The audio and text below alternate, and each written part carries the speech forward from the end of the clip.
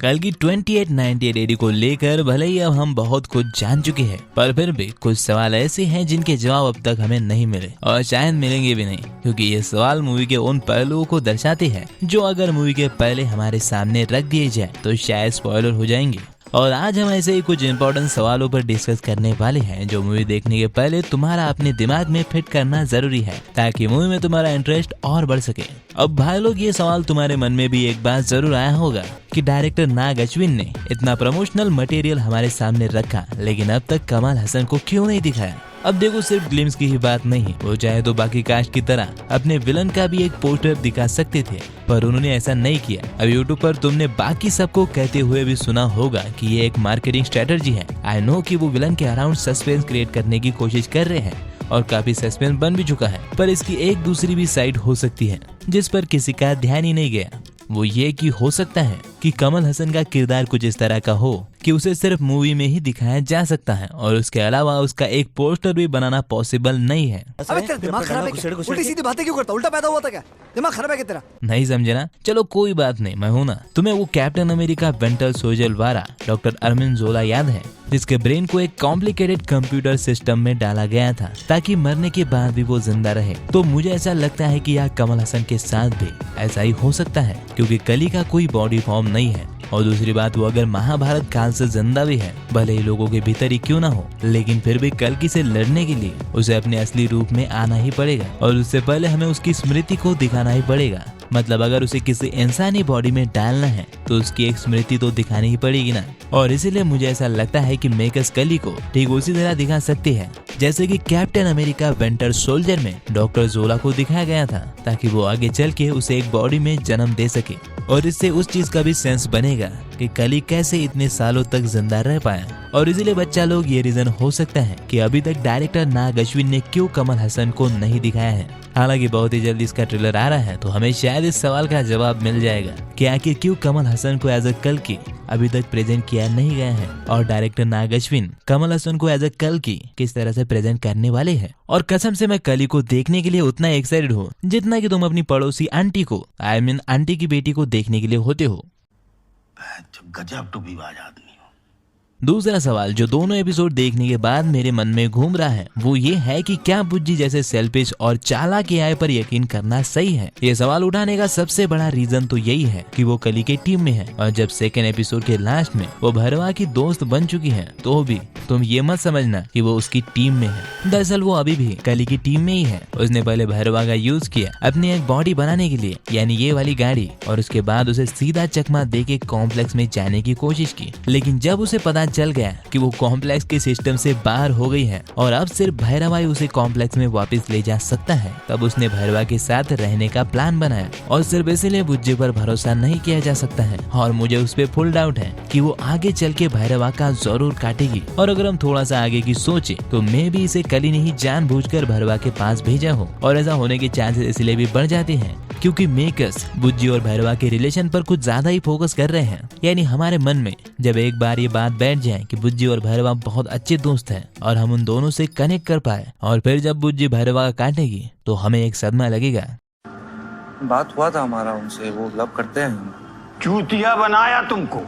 अब क्योंकि नाग अश्विन ने भी सिनेमैटिक यूनिवर्स का अनाउंसमेंट कर ही दिया है, तो अब ये सवाल तो बनता है कि क्या सभी 7 चिरंजीवी एक पार्ट में दिखाए जाएंगे या फिर इन्हें अलग अलग पार्ट में दिखाया जाएगा। हालांकि ये सब कहानी पर ही डिपेंड करेगा, और जिस तरह से अभी तक मेकर्स ने कली को नहीं दिखाया है और साथ में सिर्फ एक ही चिरंजीवी अश्वत्थामा को ही दिखाया गया है, तो इसके चांस काफी ज्यादा है कि मेकर्स इस पार्ट में बस अश्वत्थामा को ही दिखाएंगे और बाकी सबको अलग अलग सिचुएशन के हिसाब से दिखाया जाएगा। और अगर ऐसा वाकई में हुआ तो हम जितना इस मूवी के बारे में सोच रहे हैं ये उससे कहीं बड़े विजन के साथ बनाई जा रही है, क्योंकि सभी चिरंजीवियों को मिलके कली के खिलाफ कल्कि को लड़ने के लिए मदद करनी पड़ेगी, जिसके लिए उन सबको एक होना पड़ेगा और इसमें बहुत टाइम लगने वाला है। यानी कि यूँ समझ लो कि कल्कि 2898 एडी कल्कि सिनेमैटिक यूनिवर्स की एक शुरुआत भर होगी, एक बहुत बड़े अध्याय की, कलयुग के अंत की। लेकिन उससे भी इम्पोर्टेंट चीज ये है कि जिस कल्कि की हम बात कर रहे हैं वो आखिर कौन है, यही हमें पता नहीं है। नाग अश्विन वेरी चालाक ब्रो, बंदे ने कहने के लिए तो बहुत सारी चीजें हमें दिखाई है, लेकिन एक्चुअली में मूवी के मेन प्लॉट को लेकर कुछ भी नहीं बताया है।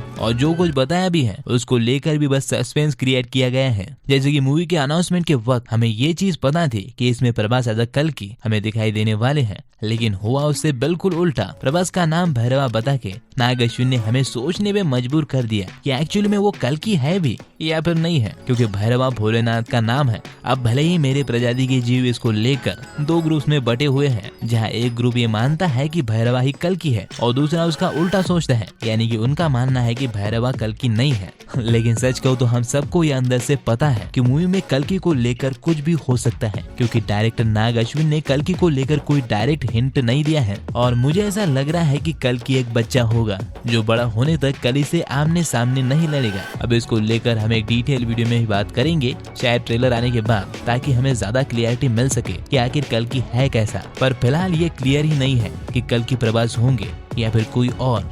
कल्कि के साथ एक और मेन कैरेक्टर जिसको लेकर हम कुछ नहीं जानते वो है दीपिका पादुकोण। हमने दीपिका का बस एक लुक देखा है, जिसके बाद उनके कैरेक्टर को लेकर बस अंदाजे लगाए जा रहे हैं कि शायद वो कली के बच्चे की माँ होगी। ओह सॉरी, मेरा मतलब है कि कली का ये जो प्रोजेक्ट के है, जिसमें शायद कली को एक बॉडी में ट्रांसफर किया जा रहा है, तो उस बच्चे की माँ होगी। पर एक्चुअली में कोई भी चीज कंफर्म नहीं है। जितना मुझे लगता है वो कली के टीम की रेडर्स में शामिल होगी। उसके कपड़े तो यही बता रहे हैं, क्योंकि कली के सभी रेडर्स सिर्फ काले ही कलर्स के कपड़े पहनते हैं। और रही उसके दुखी एक्सप्रेशन की बात, तो फिल्मों में अक्सर ऐसा होता है जब किसी को अपने ही लोगों के घटिया काम एक टाइम के बाद पसंद नहीं आते, जबकि वो भी पहले वही करते थे और वो अपनी टीम को छोड़ के दूसरी टीम में चले जाते हैं। अपने चिरंजीवी विभीषण का ही एग्जांपल ले लो, तो बिना लोग दीपिका के साथ भी ऐसा हो सकता है। खैर जो भी हो, ट्रेलर में पता चल ही जाएगा। अगला सवाल है अश्वत्थामा के सिरोन रत्नों को लेकर कि आखिर सिरोन रत्ना है कहाँ। अश्वत्थामा के इस ग्लिम्स में हमने अश्वत्थामा को उसे पहना हुआ देखा था, पर बुज्जियान भैरवा के सेकेंड एपिसोड में भैरवा ने भी एक मनी इस बच्चे से लिया था। और क्योंकि अश्वत्थामा के सिरोन रत्ना को धारण करने के 2 साल पहले ये मनी भैरवा को मिला था, तो ऐसा हो सकता है कि यही वो सिरोन रत्ना हो। वैसे मैंने इस पर एक डिटेल वीडियो बना रखी है, तुम चाहे तो इस वीडियो को देखने के बाद उसे भी देख सकते हो। लेकिन चलो, अगर वो ये मनी नहीं भी हुआ तो भी ये सवाल यहाँ आता है कि अश्वत्थामा के पास आखिरकार वो मनी आई कहाँ से, क्योंकि कहीं भी ये मेंशन नहीं है कि अश्वत्थामा से श्री कृष्ण ने सिरोन रत्ना लेने के बाद उन्हें कभी वापस दिया था। तो ये देखना काफी इंटरेस्टिंग होगा कि मूवी में क्रिएटिव लिबर्टी का नाग अश्विन सिरोन रत्ना को अश्वत्थामा को वापस देने के लिए किस तरह से यूज करते हैं, क्योंकि तुमको तो पता है कि रिलीजन के मामले में हम इंडियंस कुछ ज्यादा ही सीरियस हो जाते हैं। क्या बढ़िया था लेकिन सबसे इंटरेस्टिंग चीज इन एपिसोड में ये है कि 2 साल पहले 2896 एडी में सब कुछ सही था। मतलब वैसे तो सारी दुनिया की लगी पड़ी थी, क्योंकि हम इंसानों ने अपनी गांडूगिरी से नेचर की पूरी माँ बहन कर दी है। पर जिस तरह का युद्ध हमने इस ग्लिम्स में देखा है, उसको लेकर कोई चीज 2 साल पहले हो ही नहीं रही थी। यहाँ भैरवा भी एकदम सेल्फिश और कंगाल है, उसे भी किसी भी हाल में कॉम्प्लेक्स में जाना है। बाकी लोग आम जिंदगी जो कि झंड हो चुकी है वैसे ही जी रहे हैं। उधर रेबल भी बस रेडर्स का सामान लूट कर शंबाला के बच्चों का पेट भरकर ही खुश है। वही पे कॉम्प्लेक्स में भी कोई भी चूतिया घुस सकता है, बस पैसा देकर। पैसे के बिना कोई बात नहीं होती है। और कॉम्प्लेक्स के लोगों को तो क्या ही दिक्कत हो सकती है जब वो सारी दुनिया की ऐशो आराम लूट रहे हैं। इसकी माँ का उनके मजे ही मजे हैं। तो जब सब कुछ सही है तो सवाल ये है कि 2 साल बाद यानी 2898 एडी में ऐसा क्या हो जाएगा कि भैरवा अपना मकसद बदल देगा, यानी वो लालची कॉम्प्लेक्स में जाने का सपना छोड़ के दुनिया का भला करने निकल पड़ेगा। रेडर्स और रिबल के बीच में महायुद्ध होगा। अश्वत्थामा अपने मंदिर को छोड़ के और सिरोन रत्ना को धारण करके निकल पड़ेंगे। मतलब इतनी चीजें अचानक कैसे बदलेंगी? और भले ही इसका जवाब थोड़ा कॉम्प्लिकेटेड है, लेकिन मुझे ऐसा लगता है कि ये सब कली के एक बॉडी फॉर्म लेने की वजह से ही होगा। और मैं सोच रहा हूँ कि डायरेक्टर को कली और कल्कि का जन्म सेम टाइम पर दिखाना चाहिए, जिससे ये इंडिकेट किया जाएगा कि किस तरह से कलयुग की किस्मत इन दोनों के हाथ में है और ये दोनों कैसे इनके जन्म से पहले से ही यानी कि एशियंट हिस्ट्री से ही जुड़े हुए हैं। खैर 2898 एडी में कुछ तो खास जरूर होगा, क्योंकि फिल्म का नाम इसलिए कल्कि 2898 एडी रखा गया है। और नाग अश्विन ने खुद एक इंटरव्यू में कहा था कि मूवी का नाम ये रखने के पीछे एक खास वजह है, और वो वजह क्या होगी ये तो हमें मूवी देखने के बाद ही पता चलेगा। लेकिन अगर हम मूवी से पहले ही थोड़ी सी फ्यूचर की बात कर ले तो ये भी बहुत बड़ा सवाल है कि उन्होंने कल्कि सिनेमैटिक यूनिवर्स का अनाउंसमेंट तो कर दिया है, लेकिन वो इसे कैसे प्रेजेंट करना चाहते हैं, उनका विजन इसको लेकर आखिर कितना बड़ा है। क्योंकि आई पर्सनली बिलीव कि ये स्टोरी इतनी कमाल की है कि इसमें थोड़ी सी स्मार्ट क्रिएटिव लिबर्टी लेकर चीजों को एवेंजर्स एंड गेम के लेवल का बनाया जा सकता है। और ये मैं मजाक नहीं कर रहा हूँ, मैं ये पहले भी कई वीडियो में कह चुका हूँ कि अगर स्टोरी का अच्छे से यूज हो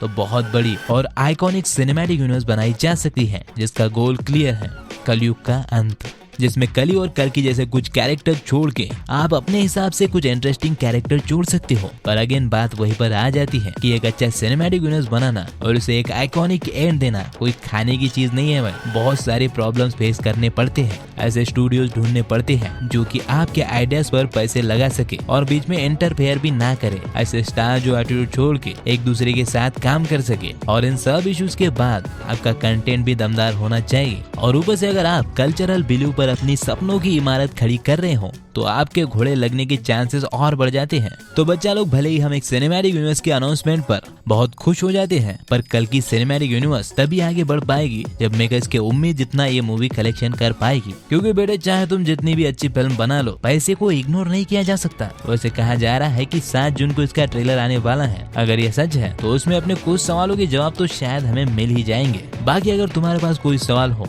या फिर तुम इसमें से किसी सवाल पर कुछ बोलना चाहते हो तो कमेंट सेक्शन फ्री है। अगर तुम्हारी बातें इंटरेस्टिंग लगी तो मैं भी उस पर चर्चा करने कमेंट में जरूर आऊंगा। लेकिन हाँ, कमेंट सेक्शन की तरफ बढ़ने से पहले अगर ये वीडियो तुम्हें अच्छा लगा हो तो ऐसा ही एक वीडियो मैंने कल ही बनाया था, उसे भी एक बार जरूर देखना, वो तुम्हें लेफ्ट साइड में मिल जाएगा। साथ ही में इस वीडियो को लाइक और शेयर करके ही जाना। तो फिर मैं चलता हूँ, हम मिलेंगे अगली वीडियो में, तब तक आप फिल्में देखो।